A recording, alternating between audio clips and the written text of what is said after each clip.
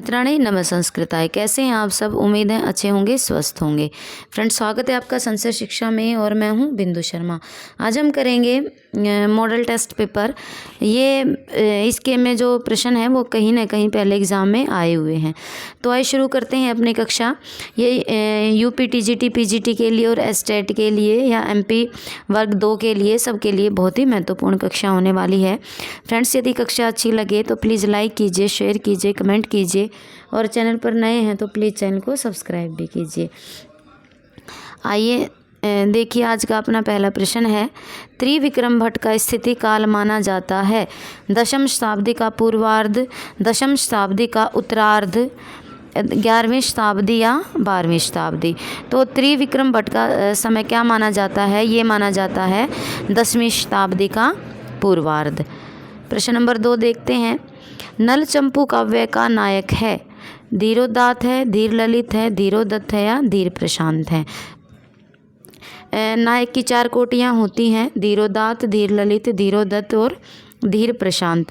तो जो नल चंपू काव्य का नायक है, जो नल है, वो है धीर ललित। कैसा नायक है? धीर ललित।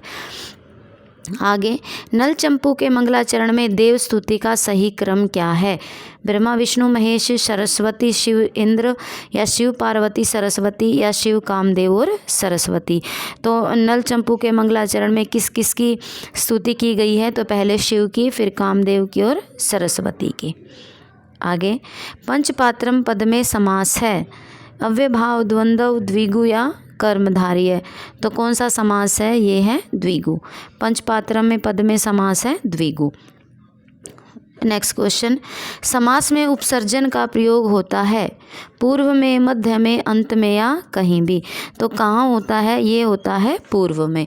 समास में उपसर्जन का प्रयोग कहाँ होता है? पूर्व में। आगे, अनुरूप में समास है? योग्यता के अर्थ में, विप्सा के अर्थ में, पदार्थ अनिवृत्ति के अर्थ में या सादृश्य के अर्थ में? तो अनुरूप में कौन सा समास है? ये हो जाएगा योग्यता के अर्थ में। आगे, अपुत्र में समास है?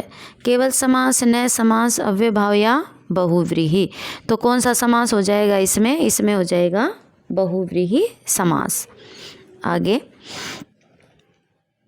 ये कर लिया था हमने। अनुरूप में कौन सा समास है? ये हो जाएगा योग्यता के अर्थ में। और अपुत्र में कौन सा समास हो जाएगा? बहुव्रीहि। नए तत्पुरुष नहीं आएगा इसमें। तो अपुत्र में कौन सा समास हो जाएगा? बहुव्रीहि। निम्न में से कौन सा कथन गलत है? द्वंद्व समास में च के 4 अर्थ बताए गए हैं। बी, समुच्चय और अनवाच्य में द्वंद्व समास नहीं होता। सी, इतरेतर योग और समाहार में द्वंद्व समास होता है। या द्वंद्व समास केवल द्विवचन में होता है।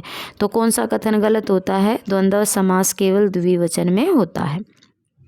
आगे, आमुक्ते संसार उदाहरण है?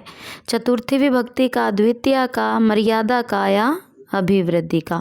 तो इसमें क्या उत्तर होगा? ये है आमुक्ते संसार, ये मर्यादा अर्थ का उदाहरण है। प्रश्न नंबर 10। षष्ठी च अनादरे सूत्र का उदाहरण है? चर्मणि द्वीपीन हंति, गोषु दुहमाना सुगत, सी सत्सु तरत्सु असंत आस्ते या रुदती रुदतो वा प्रवारा जीत? तो क्या होगा? ये होगा डी, रुदती रुदतो वा प्रवारा जीत। आगे, प्रातिपदिक में कौन सी विभक्ति आती है? तो प्रातिपदिक का अर्थ लिंग, परिमाण, वचन, मात्रे, प्रथमा। तो कौन सी विभक्ति आती है इसमें? प्रथमा।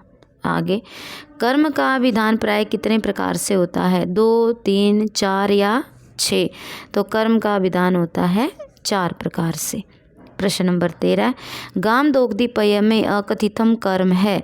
गाम, पयः, दोनों या कोई नहीं? तो ये क्या हो जाएगा? गाम। प्रश्न नंबर 14। ब्राह्मणः प्रजा प्रजायन्ते में किस सूत्र से ब्राह्मण की अपादान संज्ञा हुई है? भुवः प्रभवः, ध्रुवम् अपाय अपादानम, जनीकृतुम प्रकृति या पराजेर सोड? तो क्या होगा? ये होगा जनीकृतुम प्रकृति है। प्रश्न नंबर 15। असूया का अर्थ अमर्ष, अपकार, द्रोह या गुणों में दोष निकालना?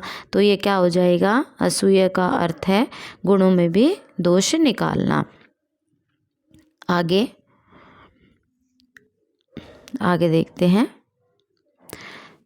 कौन सा निम्न में से कौन सा भिन्न प्रकार का है?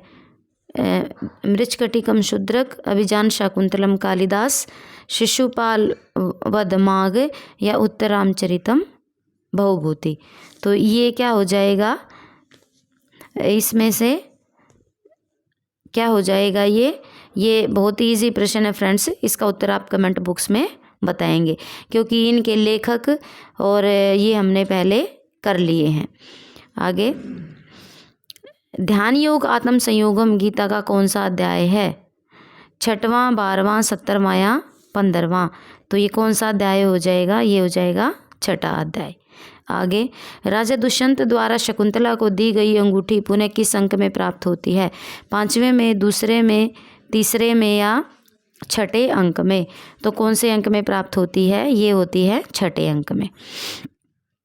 शकुंतला को दुर्वासा ने शाप दिया, यह जानकारी सबसे पहले किसे होती है? प्रियंवदा को, अनसुईया को, कण्व को या गौतमी को? तो ये सबसे पहले प्रियंवदा को ही होती है और वो बाद में अनसुईया को बताती है। फिर अनसुईया प्रियंवदा को दुर्वासा का जो शाप है वो शांत करने के लिए कहती है। आगे, यदि राजा पहचानने से इनकार करे तो उसकी अंगूठी दिखाना। शकुंतला को ऐसी सलाह कौन देते हैं? गौतमी, अनसुईया, प्रेमवदा या अनसुईया और प्रियंवदा? तो ये कौन देती है? ये देती है अनसुईया और प्रियंवदा। प्रश्न नंबर 21, न खलु धीमताम कश्चिद विषयो नाम, यह वाक्य किस बारे में है? विश्वामित्र के, कण्व के, शकुंतला के या शार्ंगधर के? तो ये वाक्य किसके बारे में है? ये हो जाता है कण्व के विषय में। आगे, प्रियंगु मंजरी किस ग्रंथ का स्त्री पात्र है? अभिज्ञान शाकुंतलम, उत्तरामचरितम, मृच्छकटिकम या नलचंपू? तो ये किस ग्रंथ का पात्र है? ये है नलचंपू का। आगे, उत्सव प्रिया खलु मनुष्य किस ग्रंथ की उक्ति है? मृच्छकटिकम, अभिज्ञान शाकुंतलम, नलचंपू या शिशुपाल वध?